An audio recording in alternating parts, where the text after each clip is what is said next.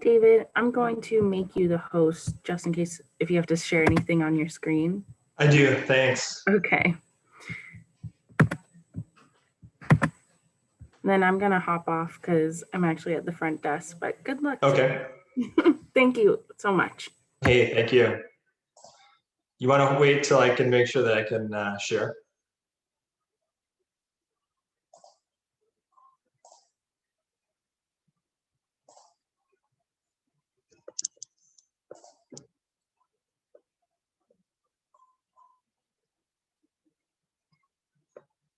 I think I know how to use Zoom by now.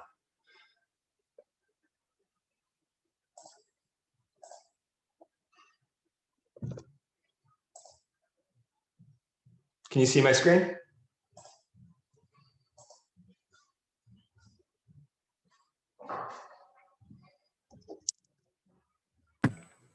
Yes, that's perfect. Thank you. Okay, does that work? Okay.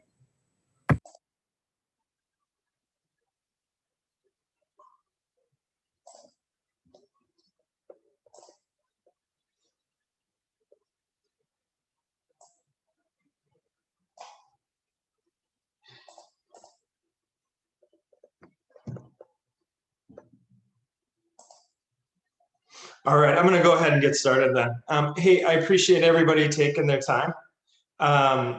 So this I guess this hour worth of discussion kind of came apart or came together, I should say, when we were in Bold, and the instructor started talking about investing in real estate, and there was somebody in the group that said, "Oh, I'd never do that," and we started to talk about it, and I said, well, I said, there's two sides, obviously, to every story. And so I started to tell my story, and then Autherine was kind enough to say, hey, would you mind talking to Quan about investing in real estate? And I said, absolutely. So my background is finance, so I have a lot of numbers in here, and I think part of it's motivating, I think to see as you start to buy real estate and things like that, watching the rent grow and things like that is exciting. So I did share a lot of numbers in here, but I also kind of wanted to talk to you guys about what are the things that I learned on my journey to go from, I guess, 0 to 31 houses in a matter of about 10 years. My lovely wife has joined me here. She's my partner in regards to both selling real estate and our investing strategy. So I'm gonna go ahead and get started. If you guys have any questions, please just ask. All of our investments are in Florida and in Illinois, which is nice because as I work as a realtor here, people aren't worried that I'm only cherry picking the good properties for investing, when I work with buyers here. But so I'm going to go through a few things, just a little bit of our background, how we started, how we built our portfolio, how important a banker and a lender is to this whole process, right? Because we're all got limited resources in regards to cash, and using it in the best possible way is critical, right? And then the most pivotal time, I think, for Tracy and I was between 2018 and 2020, and I go through a bit of detail on that, and then kind of finish out on the what we learned along the way. Anybody have any questions that they want to make sure that I answer as I'm going through this?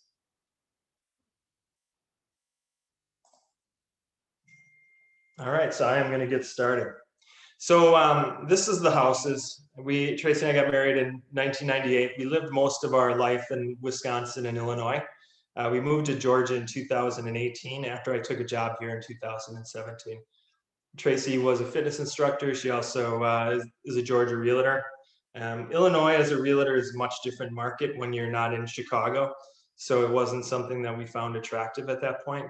However, obviously you guys know the market down here, and it's on how it's a much better return on your investment being a realtor here than in small towns in Illinois. So, and the one thing everybody always asks me is like, what do you read? What blogs do you read and things like that? I've only read one book on real estate investing in my entire life, and that was Charles Gibbons when I was 19.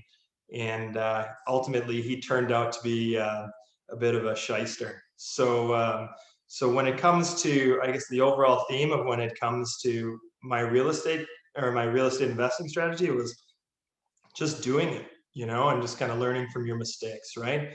Because it's like nothing else. Unless you just get started and get over the fear of getting started, it just won't happen, right? So our journey began in 2019. I was reading an article in the New York Times about buying your retirement home in your 40s. I was 39. Tracy was 38, and it was obviously the crash. We started looking at homes in Florida, and we took a weekend, flew to Florida, looked at 30 homes in 3 days, and we ultimately decided on this one here. It took us 2 years to close on this short sale. So that's why it's 2009 to 2011. It was brutal, but ultimately we got through it, and it's in Marathon, which is right next to the 7 Mile Bridge in the Florida Keys. So we kind of, life by design, they say in Keller Williams, and that was kind of our life by design in regards to where we started, and we just were opportunistic about the timing. Now, it wasn't like I was sitting on a pile of cash to do this. I mean, I lie, begged, borrowed, and stole to come up with the down payment on the house. The house at that point in time cost $400,000. Prior to the crash, it was 1.2 million. So we did get a good deal on it, obviously, but we put a lot of work into pulling together our finances to do it. So that was kind of the start, right? But the beauty of it, and I want to make sure that you guys can see this. And like I said, I'm sharing a lot of numbers, and I think, and that's, I think it's important that you guys kind of see the numbers and how it accumulates over time, because it is such a long-term strategy. And I think that's one of the things people miss, right? So the beauty of it was the vacation rental on average made about $1,700 a week. And with expenses and everything else, our net income was just over $1,000 a month. So we would go down and we'd vacation down there probably 4 times a year. And effectively it paid for our vacations, and it paid for the house over the last 11 years that we've owned the property. Not only that, it's had unbelievable appreciation, obviously. So we looked at it and said, well, if we can do it in Florida, why can't we do it in Illinois? So in 2013, we decided to buy the first 2 houses on the right of the screen, Cromwell and Belmead, for $53,000, right? And I know what everybody's thinking, like, wow, to buy homes for $53,000 that you can rent out, you're not going to find that in Georgia. And I totally agree with you. You're not going to find that in Georgia. But just give me 1 minute, and I'll tell you what. I'll show you a few examples. We bought those 2 houses for $53,000, and I was really aggressive about it at the time because financing was tough, because nobody wanted to finance, right? So the third house that you see here, Barton, I bought for $19,000 on a credit card. So I was looking for any and all possible ways to finance it, and then I just transferred it to another credit card, and I was paying 0% interest on the house. So I got really creative and really, I guess, accepting of risk during that time to buy homes. But if you look at it, the other 2 were conventional mortgages, and the rental rate up there was about $1,000 a month. The taxes are pretty high on a house, right? So a $50,000 house has $2,000 in taxes, but on average, a house up there would make about $5,000 a year, and that's what the typical the typical model was, or what our model was, right? So the rate of return, if you're putting down $25,000, was like a 40% rate of return, which you're never going to get in the stock market on an annual basis. So it was a really good model at the time. Now the market's shifted significantly. We were well out of outside of Chicago, so it took a while for property values to increase and things like that. So the timing was good. But I guess when you look at it versus doing it in Georgia, it can be done, right? So I have a number of investors. I think we have 5 investor clients that we manage right now. And these are examples of houses that we bought for them in Q1 of this year in Cobb County, to show you kind of what the returns look like, right? So you can buy, if you have an investor that's out of town or something like that, you can buy the houses that still make sense to invest, right? So just looking at this, one of the houses we purchased, $215,000. It was a 3-bedroom, 1.5 bath house near the square. He put down 25%, and he's getting a 16% return on it. His net rent per year is about $9,000. You know, and in each case, the returns are better than what you get in the market. And I'm not including the appreciation on the house, and I'm not including the principal that you're paying on a monthly basis. So it is doable in Georgia. And I think that's the thing that I was a little bit skeptical at first, but we've had pretty good success down here. Anybody have any questions about this at all? Hi, this is Daisha. Yeah. I see the down payment amount you're talking about. I'm assuming you're talking about a customer of yours. I mean, Right. as an investment property, where do they start to get to that point where they have such a significant down payment for something like that? So, so I think there's a couple things, right? And I've seen people borrow from 401ks. I've seen people withdraw from 401ks because the returns are better. In 2020, you could borrow from your 401k to up to $100,000 without paying the 10% penalty. And you're reinvesting it, so it's not like you're wasting it. My other comments would be, you know, there's other ways of doing it other than just Fannie Mae and Freddie Mac conventional mortgages. A lot of folks that I have could pay cash for the house and then they would reverse finance it in some cases. But what I would say is it takes time, you know. I saw one property, you know, to that point, if the down payment is the struggle, there are opportunities. I saw one property that was a 2-bedroom condo that was $105,000 in and around Mableton. And based on looking at the rental rates, I think it would rent for like $1,500. So it still fit the model. It just didn't fit the model for my investors. So you just have to find the right model. And on $100,000, you're talking about $25,000 down. Or the other thing is you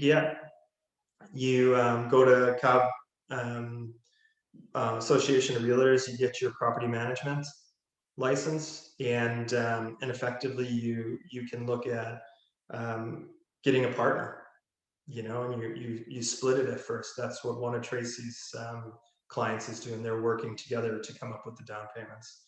I mean, there's hard money as an option as well. Does that answer your question? Yes, yes. I mean, one of the things I look at is you could also look at, I mean, putting away, creating a downline in Keller Williams and taking that cash to put forward for it or something like that, you know. But it takes sacrifice. There's no question. You know, like I said, I was buying them on credit cards early on. So, but the math does work, and this is something you can use with investors to kind of show them what you know, how to make it work, right? Getting the houses obviously is tough right now. You guys all know that. The big thing is you know, finding the right investors that are willing to be aggressive about it. So I guess what happened next, 2014. Fannie Mae and Freddie Mac will let you have 10 homes under a conventional mortgage before they cut you off, right? Well, I knew that, but what I didn't know is they had other stipulations too. And my bank said, well, you're done. I had 4 or 5 conventional mortgages at that point, and they wouldn't give me any more. So so at that point, I bought the house on the right cash with I think it was with a credit card, you know. And then then I'm just looking at the notes here. So just looking at the chat, the houses, most of the houses that you've seen so far hadn't needed much work, including this one to the right. I would say someplace between $5,000 and $10,000 maybe. One of the houses, it was person was in there for 40 years and was a smoker, and that one needed a lot of work. So management, clients charging. Oh, sorry. Tracy just told me they think the question was more about the 4 from here. No, there was no work needed for the 4 from here. They were all ready to rent. So all 4 of them here were ready to rent. There was maybe $1,000 worth of stuff we needed to do. We needed to put blinds up and things like that. I don't flip properties. I know a lot of people are successful at that, but I'll tell you why in a minute. But so I kind of kept a ticker here in regards to our progress over the time period, and in the passive income, we were up to about $45,000 of passive income, and our house count was 6. This house here on the lower picture to the left, we bought for $43,000. That needed about $25,000 worth of work. We actually own the house behind it, which was the first house we bought. And when I saw this one come for sale, I was excited and I jumped on it to buy it. I didn't always try to lowball, because I looked at it and said, it's for cash flow. I don't need to be the lowest price out there because I'm going to make it up over the years because it's a long-term strategy. Several companies went into alternative financing, where you wouldn't need 25% down and things like that, but none of them really stuck it out. They just found it too many transactions in single family homes, and the lenders fell off, right? But what finally came to my rescue was commercial financing. And when you get started, you'll start out, you buy a few homes, you get them on conventional mortgages, and then once you have that and you have some appreciation to them, you go into commercial financing. So the best bet is to get as many properties as you can on Fannie Mae and Freddie Mac because it maximizes your cash flow. But then what I did was I had a friend that was a commercial banker, spoke to him, and we took the 5 or 6 properties. I had the 5 properties. These were the homes in Illinois. We took the 5 homes in Illinois, had them appraised, and then took all of the equity out of them with the exception of the 25% that they wanted in there, and formed a $200,000 line of credit. So then after that, I could just go out and buy homes for cash as if it was on a home equity line of credit. So I could go out and buy 4 homes at a time and things like that. And then I would sit on the home for about 3 months while I was fixing it up, and then I'd have it appraised. So a lot of the 25% down that I needed came from that appraisal period, right? So if you bought a house today in the Georgia market, you know how quickly everything's appreciating. So if you wait 3 months to appraise it, it'll probably go up 10% or maybe 15%. So you only need to come up with the additional 10% down. So you just have to figure out how to get it on the front end. And that was the beauty of it, because we reinvested all of our earnings from the homes back into new homes. But when it came to the 25% that we had to put into the homes, typically we never put more than 10% back into the homes. Does that make sense?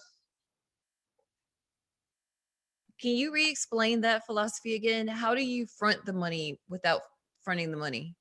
So you will have to front the money for the first few homes, and then let's say you get to 3 homes, right, in Georgia, and given our appreciation rate, you buy your first 3 homes, and over a period of time, those homes are going to increase in value. You'll also have the cash from the rental income, and you put that back into the homes, and you continue to pay down your mortgages, or you set it aside as down payment for additional homes, right? So you don't take any of this money as income to spend on your living expenses and things like that. So you continue to accumulate cash that way. And then what we did was the bank will lend against all of the houses and it's not Fannie Mae or Freddie Mac lending, right? They'll put it in what's called a portfolio mortgage. So they hold the mortgage and it's not insured by those guys. So there's not the same rules. So what we would do is we would take the 5 homes, they reappraised them. I pulled all the equity out. And then when we had that equity, I would go and I would buy 4 homes. Let's say I bought 4 homes for $50,000. I would use the cash from the other homes to fix up those 4 homes, wait 3 months and have the homes reappraised. And typically the homes will what's that? The Burr method? I didn't hear you. Is this the Burr method? BR? Yeah, I don't know. Yeah. Like I said, I didn't really, I don't know many of the the different methods and things like that, you know, when it comes to what authors call them. But it worked because you basically, I would get 15% free equity on every house because the market was increasing, right? And I'd expect the same thing in Atlanta. So I'd only have to effectively be putting down 10% on the next batch of homes. It's just you've got to get past those first 3. And you've got to be creative in regards to how you come up with the funds for that. I've got a friend that's an investor, and I mean, he's just borrowing at a higher interest rate from relatives and friends. And so he's borrowing at 7% against the homes. So he's buying homes at 7% because he doesn't have the cash. So he's doing hard money. And then once he has the homes, he can reappraise them, pay off the hard money loans, and then do commercial financing. So I think that's probably the best route for anybody that feels that they're going to have trouble coming up with the 25% upfront.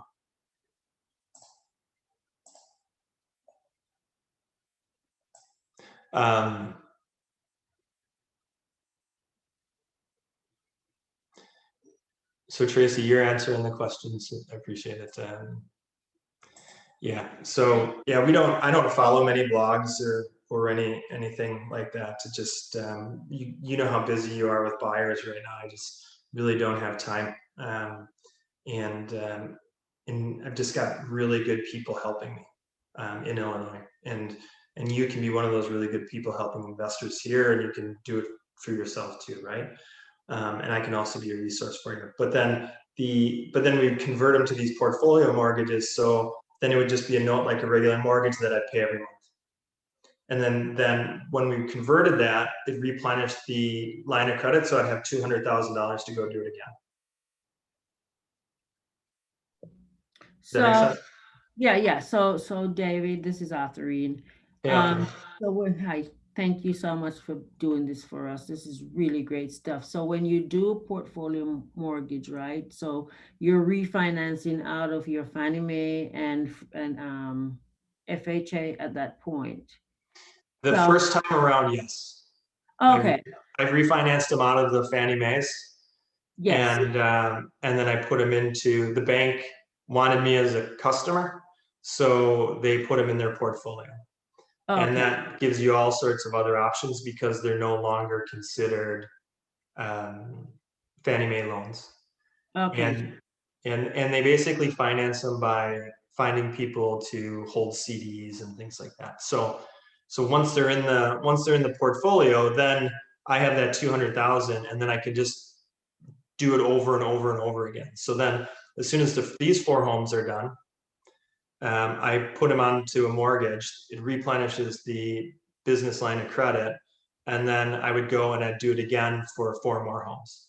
Okay. And I'd wait 3 months, and now the timing's never perfect, so it's not always 4. But then I'd wait 3 months, have them reappraised. They'd go up 15%. During that time, I would take the cash from the other houses and use it to pay the other 10% to get my 25% down. Okay. This is probably the biggest struggle for anybody that wants to get into real estate investing. Yeah, can you please repeat what you just said again? I'm trying to understand the finance aspect of it, Sure. and especially the portfolio mortgage Right. and the bank create, how you create that with the Right. So you need some assets, right? So the most difficult process of getting started in investing is like the first 3 homes, to have enough equity to go and buy more homes. But once you get that done, it gets a lot easier, and that's why I say give yourself 10 years to do this. We effectively had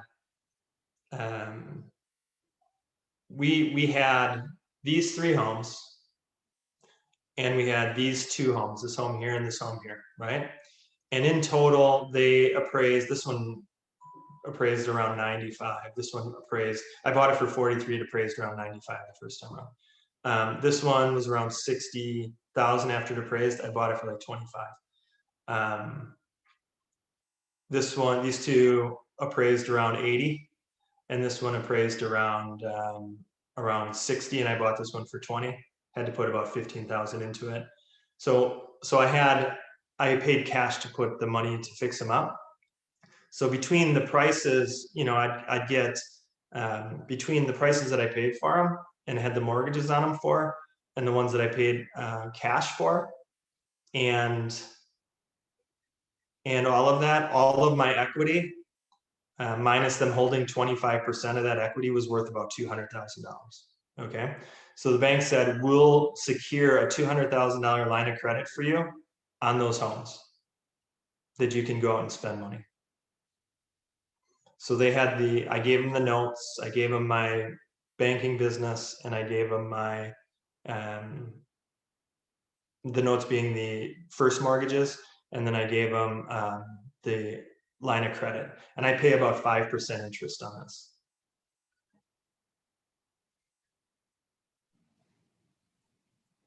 Is there Okay. any questions in chat I need to answer, Trace? Or?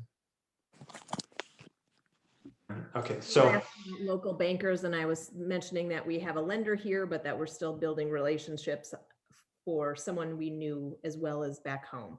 Yeah, and what I would say is all of us talk to bankers probably weekly here, but we're always talking to the residential guys, and they're not the ones that do this. They're the commercial guys, and maybe Dan, his last name escapes me.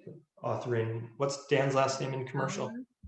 What's that? Dan Fowler. Yes, Dan Fowler. Yeah. Maybe he would know some commercial lenders, Yeah. but this would be a commercial deal. And I'll go through it one more time. It's kind of complicated, but add assets to secure a line of credit. Just like if you have a home and you take a line of credit to redo your kitchen, instead of redoing our kitchen, we bought houses. So then once we had that line of credit, I would buy 4 houses, and then I'd take those houses and just get a mortgage and then get a line of credit again and replenish the line of credit, so I could do it over and over and over again. And I would turn them as fast as I would do this process in 3 months in some cases. So that I would just have the ability to buy, 12 houses a year.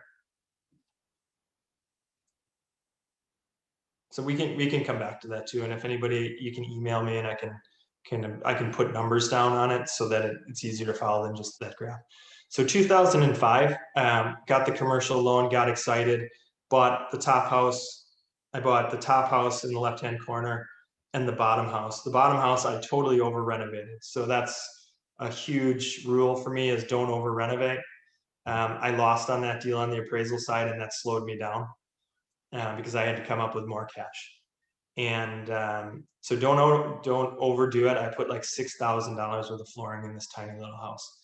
I thought I was on HGTV or something. So the other one I bought, I paid what the appraised value was, but it was a beautiful home. It was just completely redone, and I got emotional about it, and I had to have it. And it was a bad move, but it makes like $1,300. This top house does. The bottom one does too. These two make $1,300. And I bought this one over on the right, again, on a credit card. And just kept paying down the credit cards as we went. So at this point in time, passive income, we're at about 60,000 in passive income. And all of that, again, I was still reinvesting every dime back into the business. And what I would say is if you get 3 or 5 houses, have somebody you can call to do the work. You've got a full-time career and you should be focusing on that. You can do more good on that side than you can fixing toilets. It's just not worth it. In 2005, then I realized I had 2 people working for me to flip the houses, and it just wasn't fast enough because I had the cash now, but I didn't have the resources around labor. So 2016, I call it enter the mics.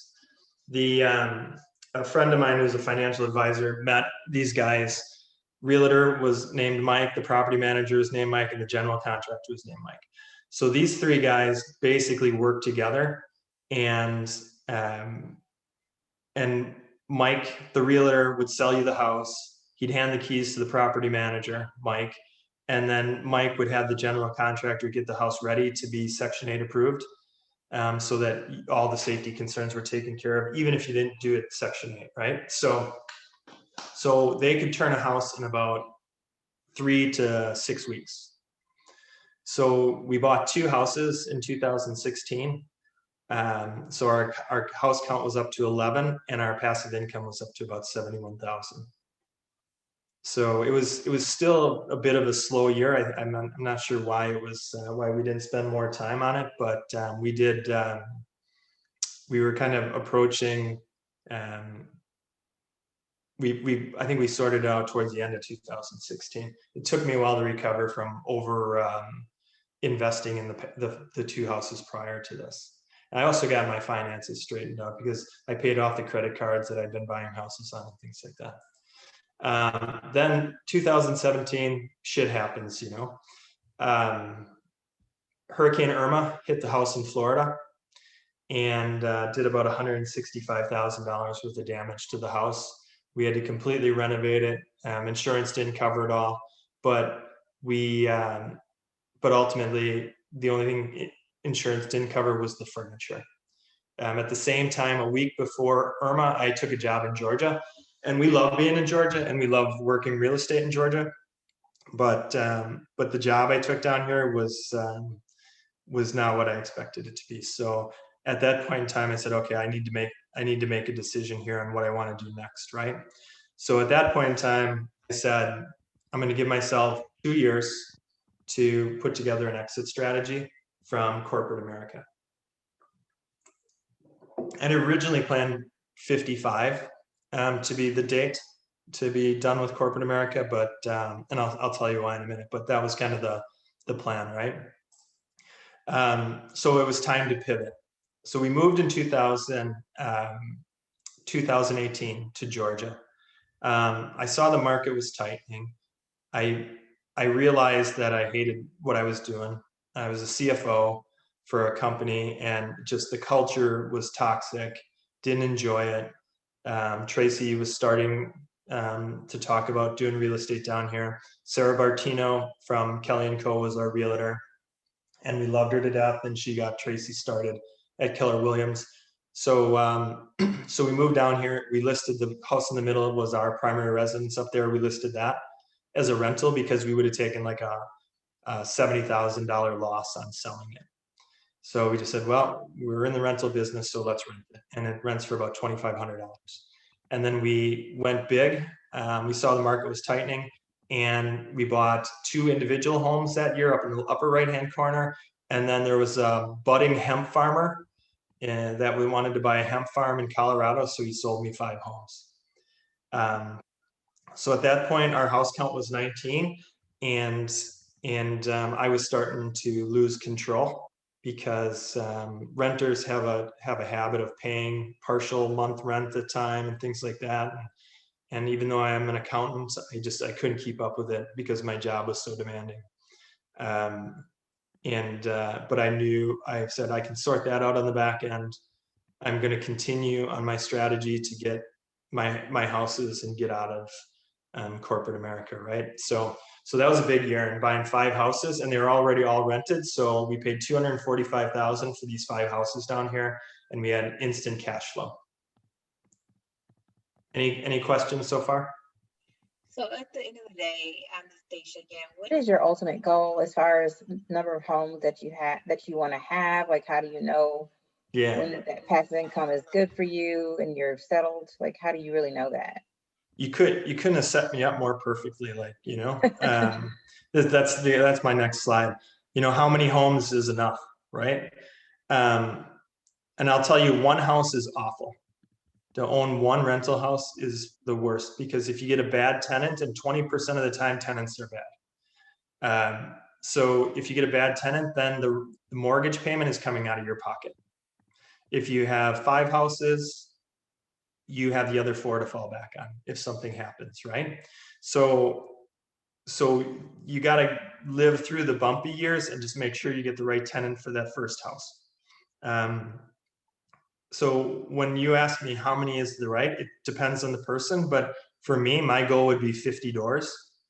If I'm doing 50 doors and I'm netting about $500 per door, that's $25,000 a month in net rent. So that's about $300,000 a year. Now I'm in a different place because I started at a different time. But what I would tell you is 5 homes will pay your mortgage. So you don't have to ever worry about paying your mortgage on a primary residence for $2,500, you know. And a $2,500 mortgage payment with interest, taxes, and insurance it's a pretty big house, you know. 10 houses will pay your mortgage and all your monthly expenses. So you're looking at, that's about a $60,000 a year job if you kind of follow this formula. So I think 10 houses and you can manage it. And I used to say, because people had asked me, does it take a lot of time? And honestly, I think it took me like 4 to 6 hours a month to manage 10 houses. And I'd say, you know, and like if my employer asked me like, doesn't that take a lot of your time? I'd say it takes me less time to manage my houses than it takes you to play a round of golf. So that was my objection handler for people that would ask me that question, you know. And I'd have a handyman that would do everything that needed to be done, and I would manage my renters like you guys manage your PCSOI. I'd talk to them constantly. During COVID, I would talk to them constantly. I got one of them a job in IT at the company that I left in Illinois. You know, I worked with them in regards to how to get them to stay current, you know, and things like that. So the 10 houses that I manage is like your gold PCSOI people. And the reason I do that is because those are the ones that pay the banknotes.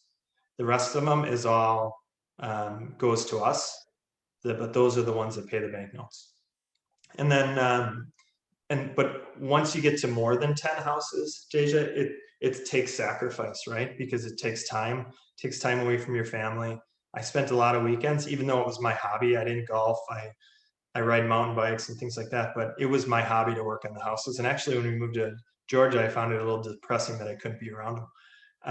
But after 10, it starts to become like a job, especially depending on your where the homes are and you know who your tenants are.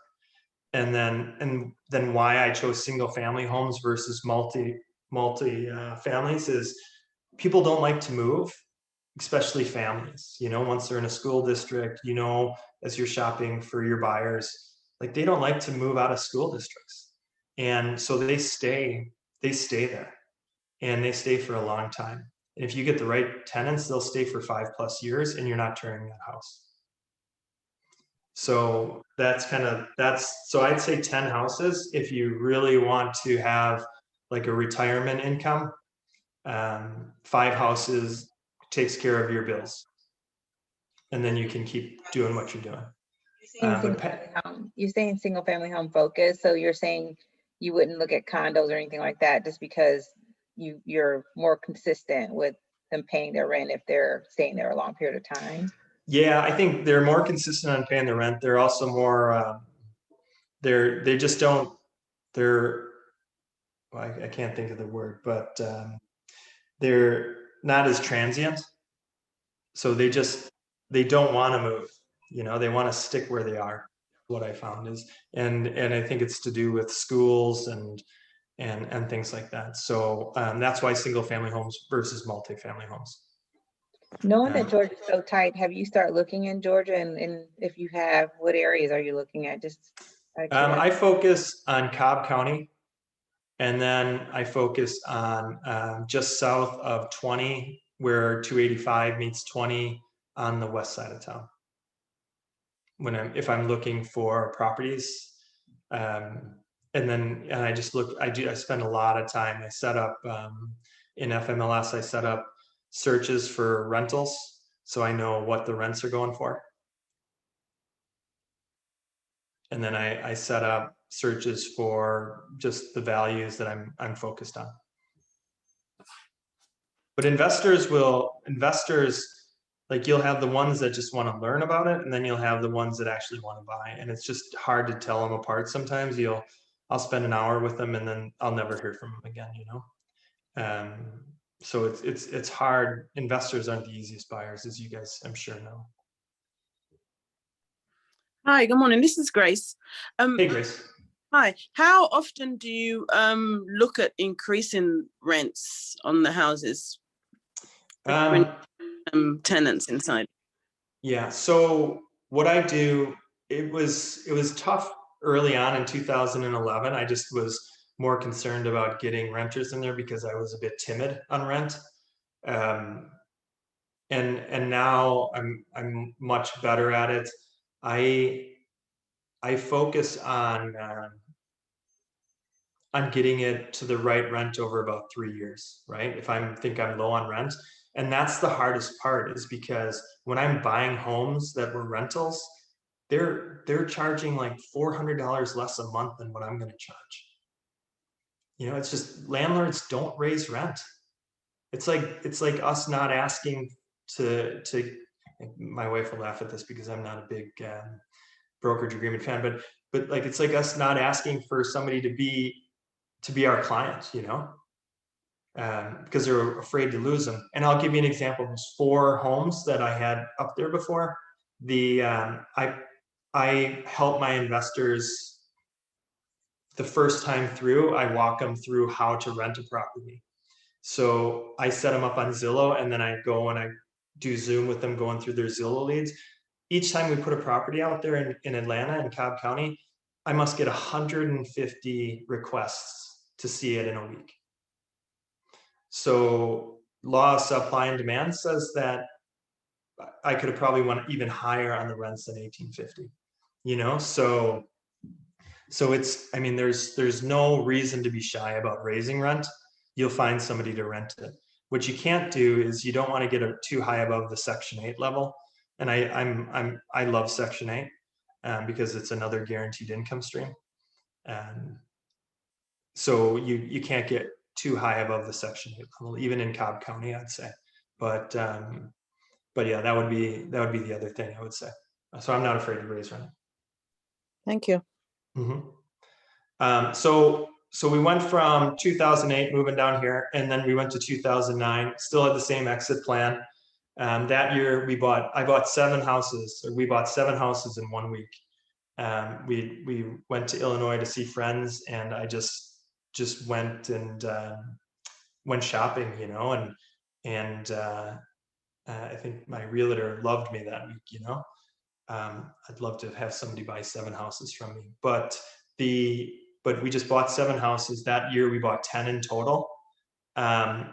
And then I found out the difference because I had 20 houses with a property manager, and I managed 10 myself, right?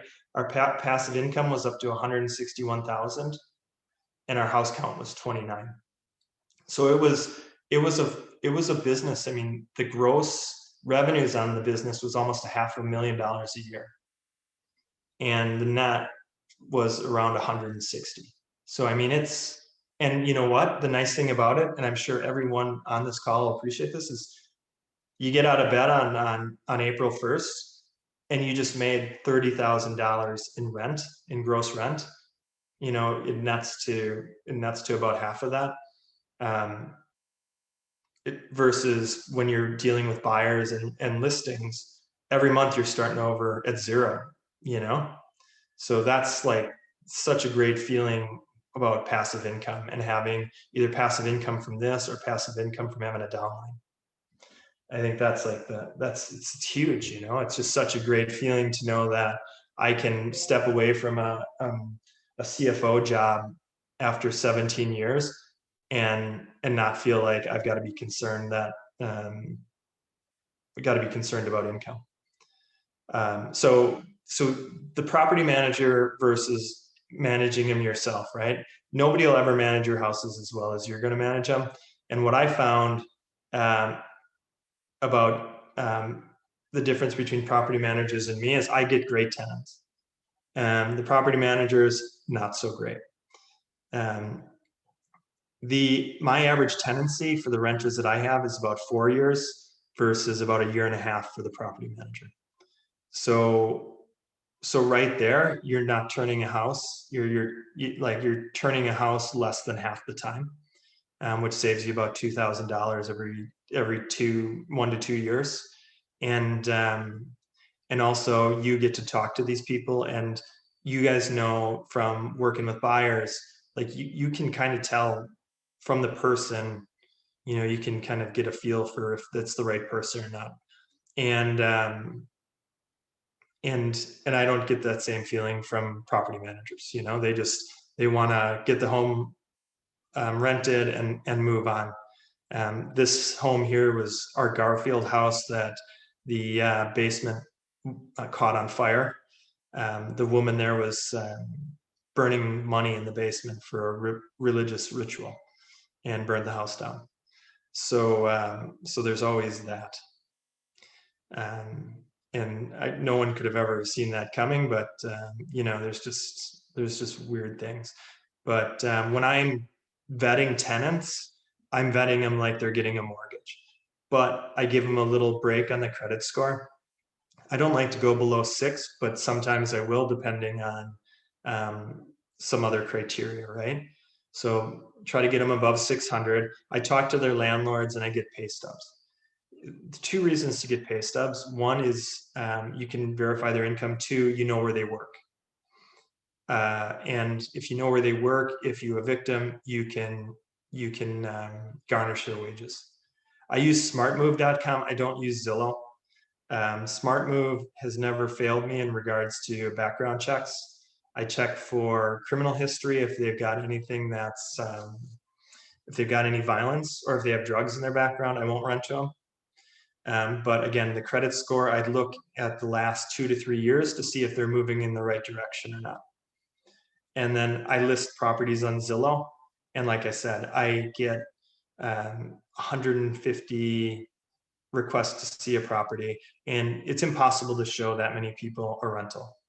So I typically say to them, I will be at the house from this time to this time. I don't say open house because for some reason, not as many people come when I say open house. I say, I'll be at the house from this time to this time if you want to stop by and see it.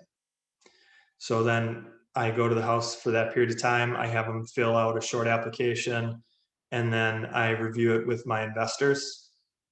And we talk about who's a good potential candidate and who's not a good potential candidate. And then I don't fear Section 8. I think Section 8 is great. Some of my Section 8 people keep their house much nicer than Tracy and I even keep our house, you know? So it's just a guaranteed income stream. Any house can be a Section 8 house as long as it meets a certain criteria. And I think I get guaranteed income from Section 8 of about $5,000 a month. Any questions on renting to people? Hey, David, can you speak to like the 20% of tenants that you have that don't go as planned, and have you had to exercise any eviction procedures within that process? Sure. Yeah. I broke my rules about violent crimes once, and rented to a family, and he disappointed me, in regards to the fact that he wasn't started not paying his rent. He got threatening and everything else. So I did move to evict him, um, and basically had him removed from the house. That was the worst case. Other than that, I've had two other evictions in 11 years, and I've let two people off the hook. And if they're upfront and honest about it, I don't have an issue letting them off the hook. It's just when like treat people like you want to be treated, and if they make it an issue, or if they make it difficult, I don't have a problem evicting them. And it's not as tough as they make it sound, for evicting, right? Everybody has horror stories about it, but even the one that I had the issue with, once they're pulled into court and they have to stand in front of that judge, people just seem to behave like adults at that point, and that's what I found to be the case. Now, COVID is a totally different animal, because of all the things we're dealing with COVID. I have about 8 renters that are struggling. The state of Illinois is doing a number of different grant programs, that to help them pay rent, but still they owe us. I think we're owed about $20,000.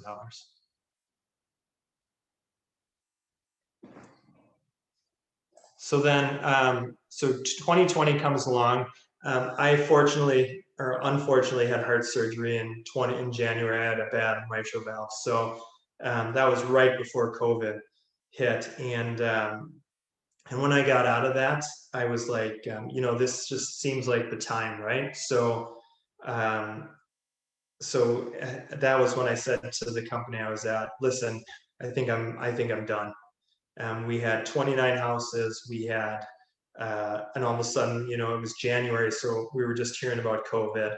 It was prior to the evictions, but I just said, let's talk about an exit plan, and put together an exit plan, and and then just started to tidy up some of the books around the rental houses. COVID and the no evictions caught me a bit by surprise, right? I think the forbearance strategy that the banks is using is great. I think the no evictions one is okay. The issue is while the no evictions is great for keeping people in their homes, it doesn't look at sole proprietor landlords and how the heck are they going to pay their loans. If they can do forbearances if they're Freddie and Fannie, but if they're commercial, it doesn't apply to them.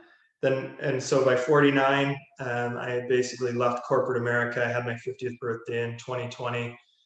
Tracy's younger than me, so she's got time. But our passive income was $172,000 from the homes, and we had 31 homes in total. At that point in time, once I left my corporate job, the banks were like, we need you to take a break, because they want to see that I can actually sell real estate before they're willing to let me buy any more homes.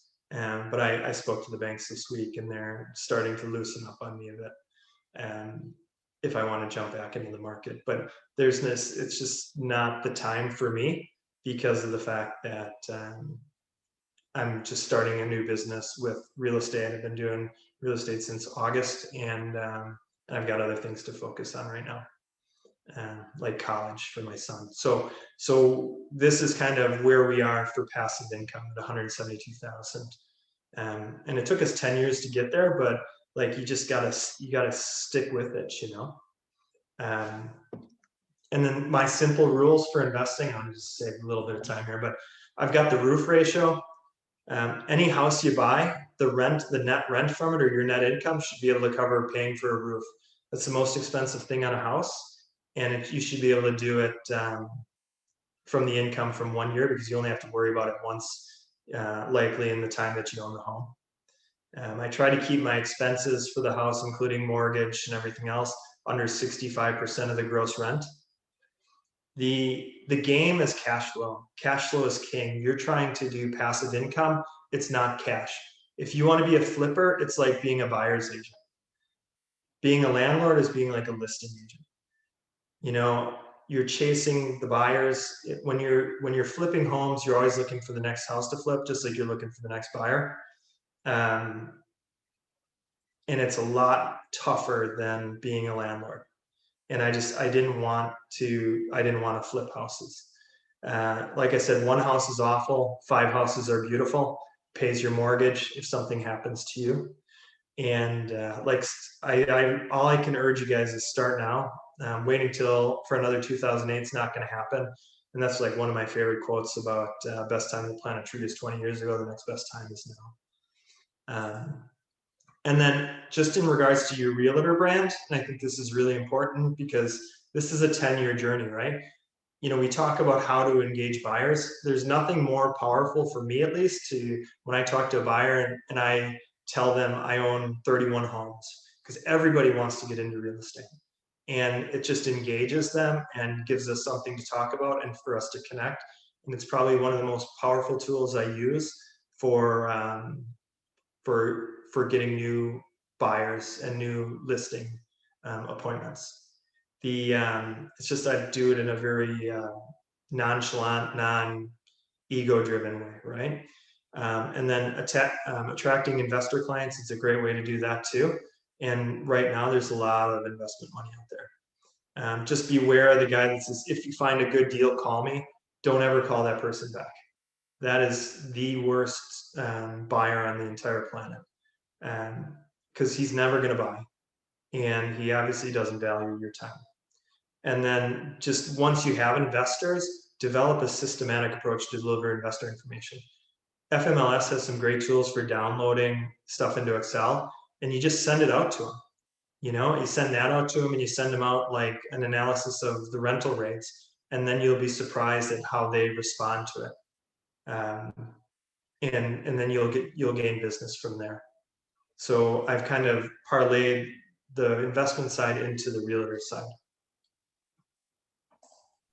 And then what we learned along the way, like I said, give yourself 10 years. If you can do 1 a year, that would be great. Much like we tell our buyers, there's no time like the present.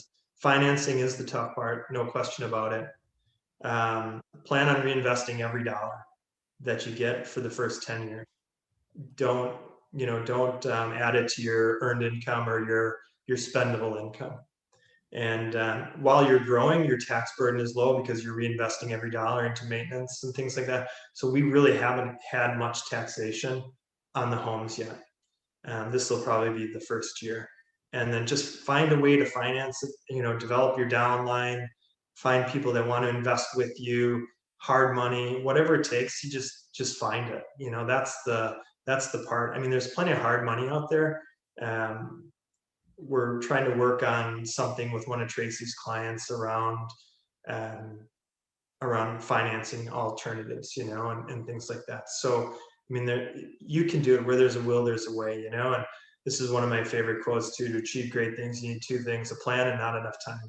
We had the plan, and, I just, at that point in my life where I said, I want to leave corporate America, I just gave myself not enough time to get it done. And in 2 years, we bought 20 houses and I got out of there. Doesn't mean I won't ever go back to working corporate, but I'm enjoying what I'm doing now. And then just, if you still need motivation, like I said, I basically semi-retired at 49.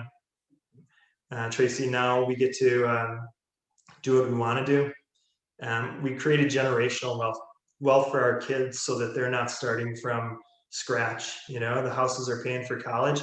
And there's an article out there on Biz News, and if you just Google retire at 55 and live to 80, if you retire at 55, statistics say you'll live to 80. But if you retire at 65, statistics say you'll die at 67. So that's why it's so important, and that's why I always focused on retiring by 55. because, you know, now statistics, everybody's an individual, but I looked at it and said, I'd much prefer to, you know, have, even if I only made it to 67, I'd much prefer to have 12 years of doing what I wanted to do in the Florida Keys than, you know, 2 years. So, so that's kind of my motivation on why we did what we did. So here's my contact information. Like, I'll be happy to answer any questions you guys have. I'll take questions now too, Autherine, if we've got time. Sure. So the FMLS tool that you use to evaluate the rental rates, because Yeah, I've often been asked for that, and I'm like, well, I really don't know. So I just, you know, do a CMA using rentals in that specific area for my people. But if there's something specific that I can just plug and play, I'd like to see that. Oh, I yeah. hear So read. there's two things that I do. I'm in FMLS, right? And I do this this residential lease. Right, yeah. And then I basically, I stick to anything between 1 and 2,000 rent. And then I may do like Cobb County.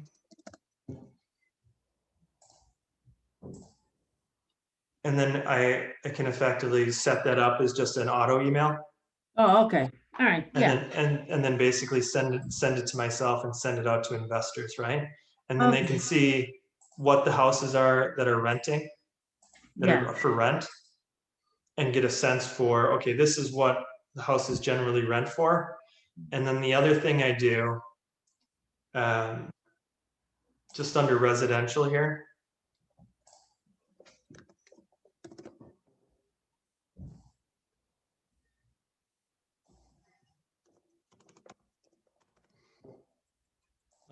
like being in finance, I love statistics and things like that. But I'll look at like a rent range or a price range that an investor is looking for. I'm just grabbing Cobb County right now for actives listings in that price range. So I'll take that, and you guys know the results. You know how to auto email it to them, right? But I go one step further. If you go and you click,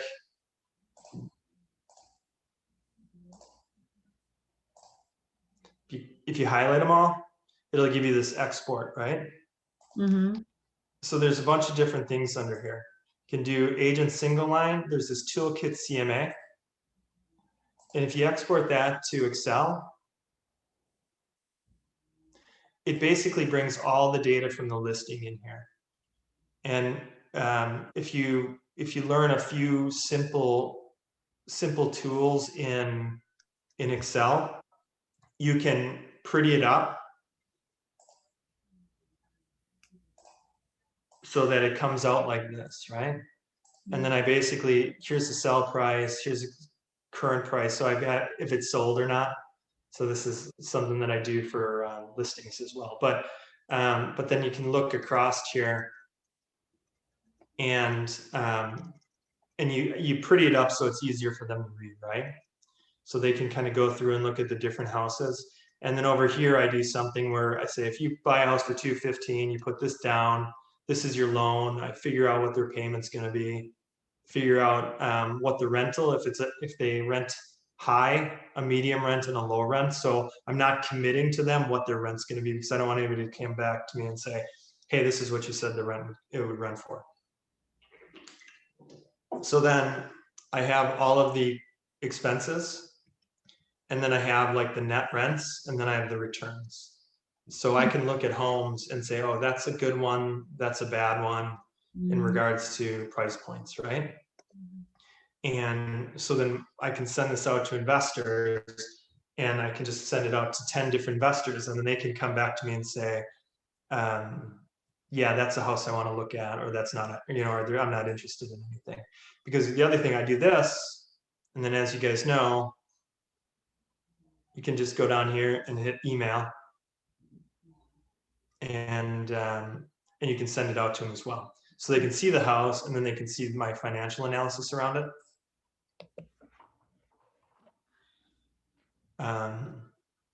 So then I just email that to them so they can look at the Excel spreadsheet, and then they can look at the actual listings, and that just generates interest and hopefully sales.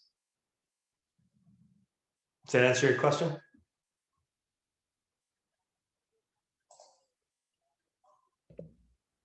Yes, Okay. thank you. Hey, no problem. Thank you so much. Yeah. All right, you guys, if you have any other questions, you've got David's email. Please email him, and thank you so very much for your time today. We really appreciate you. Yeah. Thanks, guys. Good luck. And like I said, please email me if you got questions. Take care. Thank you. All right, bye-bye.